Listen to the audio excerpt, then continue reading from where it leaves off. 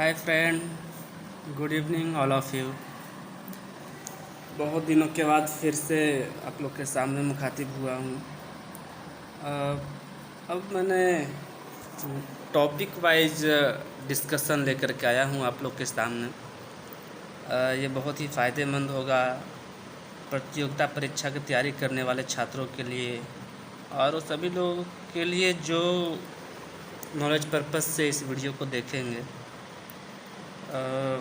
आजकल जो भी प्रतियोगिता परीक्षा होती है उसमें क्वेश्चंस के जो पैटर्न हैं वो काफ़ी आसान नहीं होते हैं, मतलब वन लाइनर नहीं रह गए हैं। हर प्रश्न में कुछ न कुछ कॉम्प्लेक्सिटी होती है।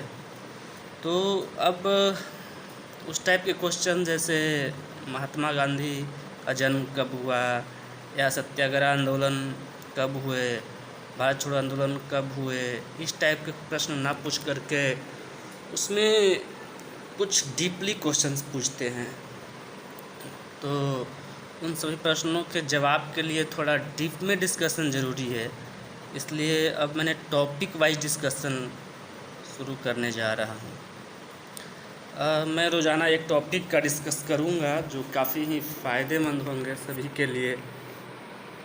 तो मैंने आज का जो टॉपिक लिया है वो करेंट अफेयर्स विथ इकोनॉमिक्स। बहुत ही इम्पोर्टेंट टॉपिक है जो सभी के लिए ही इम्पोर्टेंट है। सबको जानने की आवश्यकता है इन सारी चीज़ों के बारे में। सबसे पहले तो मैं ये कहना चाहूँगा कि कोरोना का प्रकोप फिर से बढ़ता जा रहा है, तो सभी लोग मास्क लगाएं, सोशल डिस्टेंसिंग का पालन करें, गाइडलाइंस का फॉलो करें, सैनिटाइजर्स का इस्तेमाल करें, बेवजह घर से बाहर ना निकलें और सरकार के दिए गए दिशा निर्देशों को फॉलो करें। तो आज का जो टॉपिक्स है वो मैंने लाया है exchange rate. What is exchange rate? विनिमय दर। हम लोग सुनते रहते हैं कि भारत की करेंसी जो है कमज़ोर हो गई है या मजबूत है। कभी कभी मजबूत होता है, कमज़ोर होता है, रेट कम होता है, ज़्यादा होता है, महंगाई बढ़ती है, महंगाई घटती है ना। आयात बढ़ते हैं, आयात कमते हैं, निर्यात बढ़ते हैं। ये मतलब इसके पीछे के रीजंस क्या है आखिर, इसको जानने की कोशिश करेंगे। तो एक्सचेंज रेट के बारे में हम लोग आज पढ़ेंगे कि कैसे मुद्रा का मूल्यन होता है, कैसे अधिमूल्यन होता है, क्यों डॉलर में ही हर जगह इंटरनेशनल मार्केट में व्यापार होते हैं, क्यों एक डॉलर खरीदने के लिए हमें 70 रुपया देने पड़ते हैं, इसका प्रभाव क्या है। ये सारी चीज़ों के बारे में हम लोग जानने की कोशिश करेंगे। सबसे पहले जानेंगे कि एक्सचेंज रेट होता क्या है। तो एक्सचेंज रेट वह रेट है किसी भी देश के बेसिक यूनिट, जैसे हमारे देश का बेसिक यूनिट 1 रुपया है, 100 पैसे मिलकर के 1 रुपये बनते हैं और 100 सिक्के मिलकर के 100 का नोट बनते हैं, यानी बेसिक यूनिट भारत का रुपया है। उसी तरह से अमेरिका का बेसिक यूनिट डॉलर है। तो ऐसे से 1-1 रुपये के कितने सिक्के देने के बाद हमें विदेशी के 1 यूनिट मुद्रा प्राप्त होती है। जिस दर से ये विदेशी मुद्राएं बेसिक यूनिट्स प्राप्त होते हैं उसी रेट को हम एक्सचेंज रेट बोलते हैं। जैसे 1-1 रुपये का 70 सिक्का दे करके यदि 1 डॉलर खरीद रहे हैं तो ये जो है ये द रेट जो है एक्सचेंज रेट कहलाती है।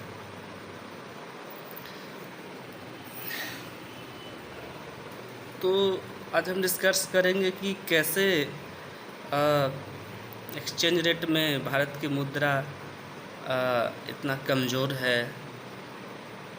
हम जानते हैं कि सबसे पहले जो है व्यापार है वो वस्तु विनिमय दर के आधार पर होती थी, यानी लोग वस्तु से वस्तु बदलते थे।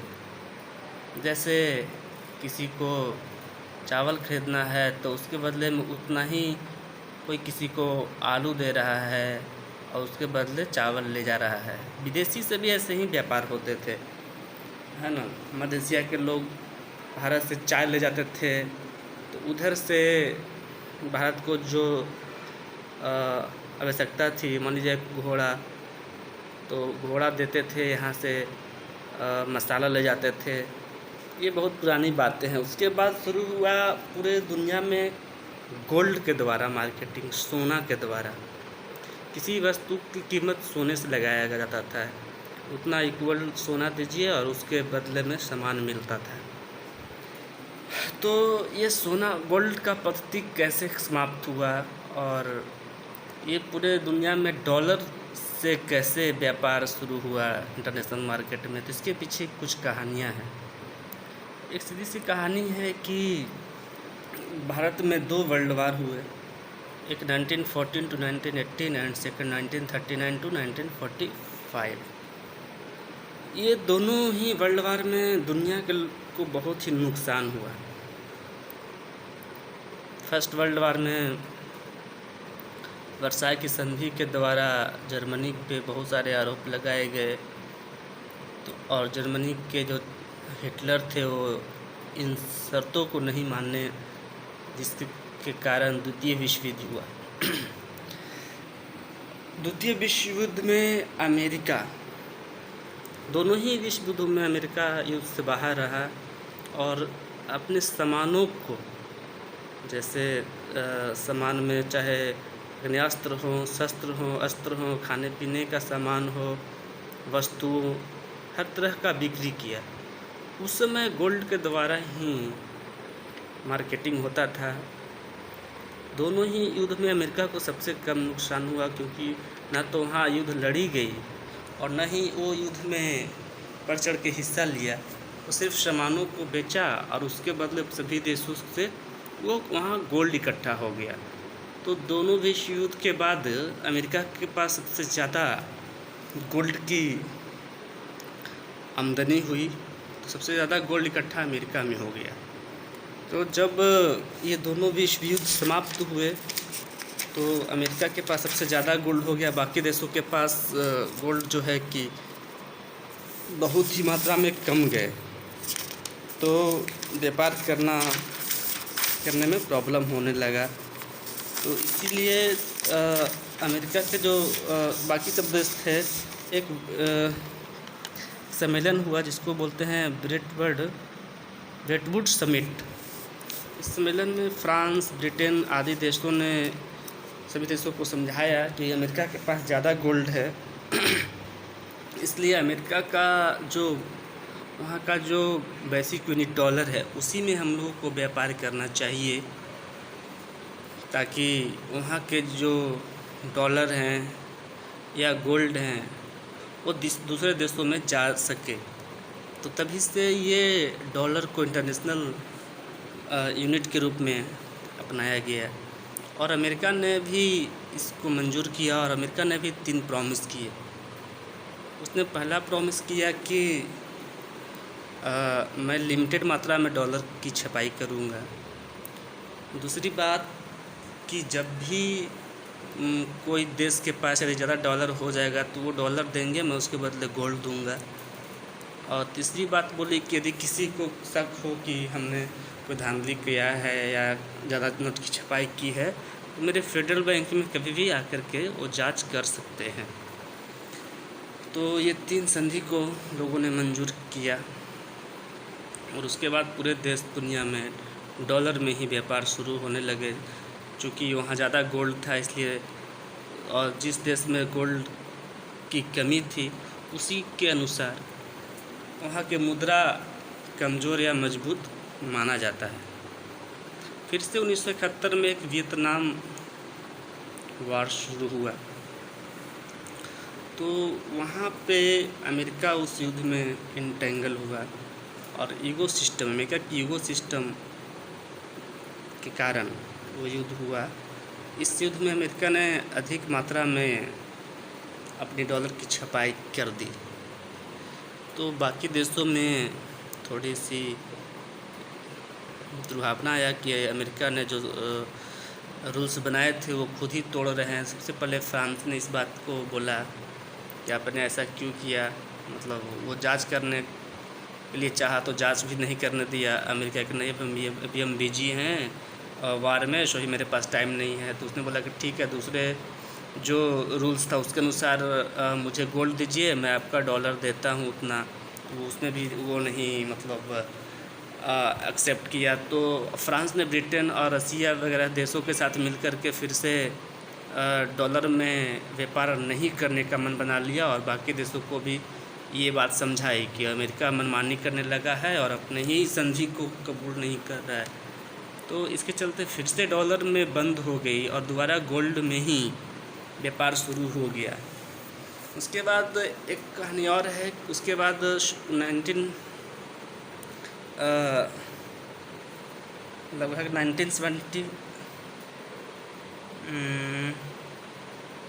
हाँ, उसके बाद सऊदी अरबिया, कुवैत वगैरह देशों में जहाँ पे भी डीजल पेट्रोल के कुएं हैं, वहाँ पे एक युद्ध हुआ और बाकी देशों ने उनके कुओं को पे आग लगाना शुरू कर दिया। अमेरिका ने वहाँ पे मास्टर माइंड अप्लाई किया और उन देशों से संधि कर ली, डीजल पेट्रोल जिस देश में प्रचुर थे उन देशों से, और उन्हें बोला कि मैं आपकी कुओं की सुरक्षा करूंगा, क्योंकि उनके पास सुरक्षा व्यवस्था, अस्त्र शस्त्र सभी कुछ थे, वो मजबूत देश भी था।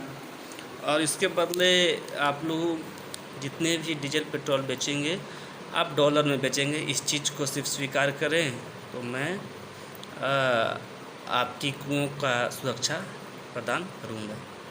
उन लोग भी मान गए, और आखिर नहीं मान रहे थे फिर भी अमेरिका ने उन देशों के जो राजाएं थे वो साजिश के द्वारा उन लोगों को मारने लगे, तो उन देशों को मानना मजबूरी हो गया और फिर से वो देश जो है कि डॉलर में व्यापार करना शुरू कर दिए, और इस तरह से डॉलर पुनः इंटरनेशनल मार्केट में आ गया। तो ये तो कहानी थी कि डॉलर में ही व्यापार क्यों होते हैं। अब है कि आखिर ये तो पता चल गया कि मुद्राएं कमज़ोर कैसे होती है, मजबूत कैसे होती है। सीधी सी बात है, जिस देश में गोल्ड की कमी होगी वहाँ की जो मुद्रा होगी वो कमज़ोर होगी। जहाँ गोल्ड की मात्रा ज़्यादा होगा वहाँ की मुद्राएं मजबूत होगी। दूसरी बात कि कमज़ोर और मजबूत से क्या फ़ायदे और क्या घाटे होते हैं। तो जब किसी देश की करेंसी कमज़ोर होगी, जब किसी देश की करेंसी कमज़ोर होगी तो इंपोर्ट महंगा होगा और एक्सपोर्ट जो है सस्ता होगा। मान लीजिए भारत की मुद्राएं कमज़ोर हो गई, अभी $1 लेने के लिए 70 रुपये देने पड़ते हैं। मान लिया जाए कि $1 80 रुपये के बराबर हो जाए, तो हम लोग खरीदेंगे कम, आयात कम जाएगा, क्योंकि हमें जब 70 देने पड़ते थे 70 रुपये $1 के लिए, अब हमें 80 रुपये देने पड़ेंगे, यानी कि इंपोर्ट महंगा हो जाएगा, लेकिन एक्सपोर्ट क्या होगा, सस्ता हो जाएगा। उन लोगों को $1 ही देना पड़ेगा और हम लोग 80 रुपये का उन्हें सामान देंगे। तो इंपोर्ट महंगा हो जाएगा, एक्सपोर्ट सस्ता हो जाएगा, इसलिए हम लोग एक्सपोर्ट ज़्यादा कर पाएंगे। दूसरी बात है कि करेंसी कमज़ोर होने पे महंगाई जो है कि बढ़ जाएगी। करेंसी कमज़ोर हो जाएगा तो जो सामान हम 70 रुपये में खरीदते थे अब वो 80 रुपये में खरीदने पड़ेंगे, यानी कि वही वस्तु के लिए हमें अधिक पैसा देना पड़ेगा, इसलिए महंगाई जो है कि बढ़ जाएगा। करेंसी कमज़ोर होने पर टूरिज्म बढ़ेगा, पर्यटन बढ़ेंगे, क्योंकि विदेशी लोग ज़्यादा आना प्रीफर करेंगे, क्योंकि जब वो भारत आएंगे तो $1 में यदि 70 रुपये का सामान मिलता था अब उन्हें 80 रुपये का सामान मिलेगा कमज़ोर होने से। तो पर्यटन बढ़ेंगे ना, निर्यात बढ़ेंगे, महंगाई भी बढ़ेंगे। दूसरी बात है कि व्यापार घाटा नहीं होगा, व्यापार घाटा कम हो जाएगा, क्योंकि हम लोग बेचेंगे ज़्यादा, खरीदेंगे कम, क्योंकि विदेश के लोग हमारे देशों के सामानों को ज़्यादा खरीदेंगे और हम विदेशी सामानों को कम खरीदेंगे, क्योंकि हमें महंगा पड़ेगा।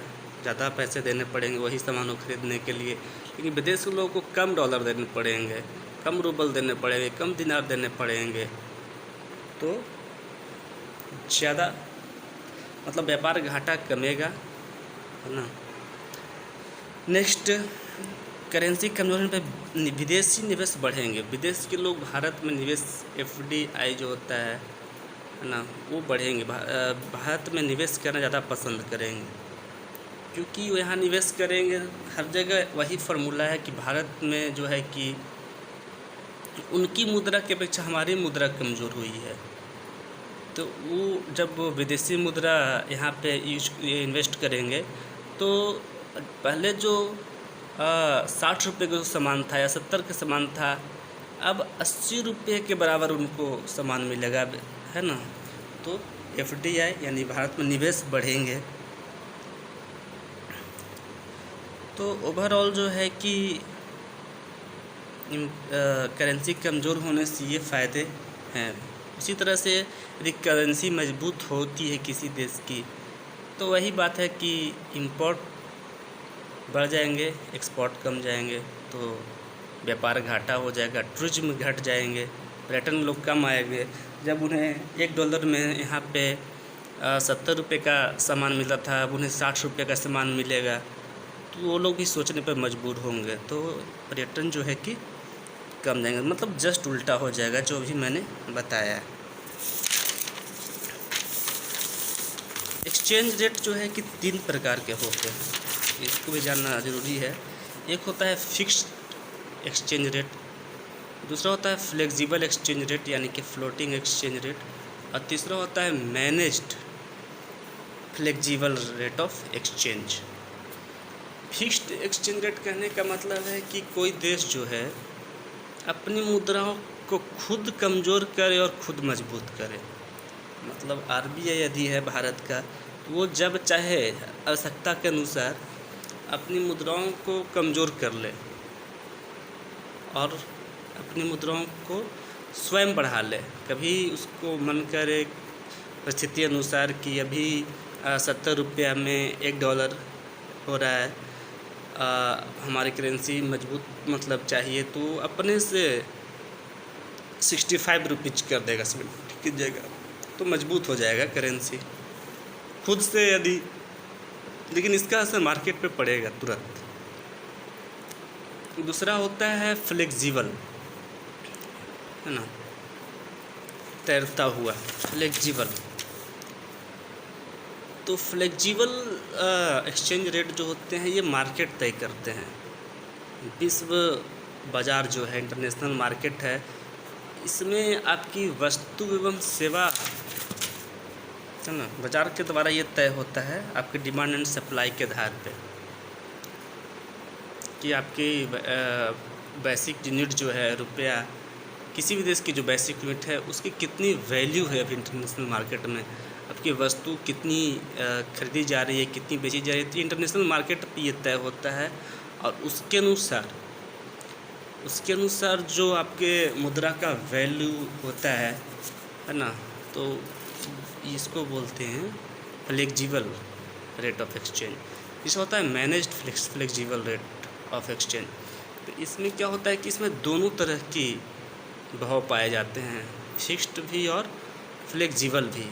यानी कि ये तो विश्व बाज़ार भी तय करेगा आपकी बेसिक यूनिट्स का वैल्यू अभी क्या चल रहा है मार्केट में, और आवश्यकता पड़ने पे अपने सरकार के सेंट्रल बैंक, जैसे भारत के RBI है, अमेरिका का फेडरल रिजर्व बैंक है, तो वहाँ के सेंट्रल बैंक भी ये निर्धारित कर सके। यानी दोनों तरह की सुविधाएं जिस प्रकार में पाया जाता है उसे बोलते हैं managed flexible rate of exchange, जो कि भारत में अभी वर्तमान में यही चल रहा है। तो इस तरह से आप समझ सकते हैं एक्सचेंज रेट क्या होता है। फिर मैं नेक्स्ट डे दूसरा टॉपिक लेकर के आऊँगा जो कि बेहद इम्पॉर्टेंट होगी कॉम्पिटिटिव और नॉलेज के दृष्टि से। Thank you. इसी तरह से देखते रहें। Good night, bye bye.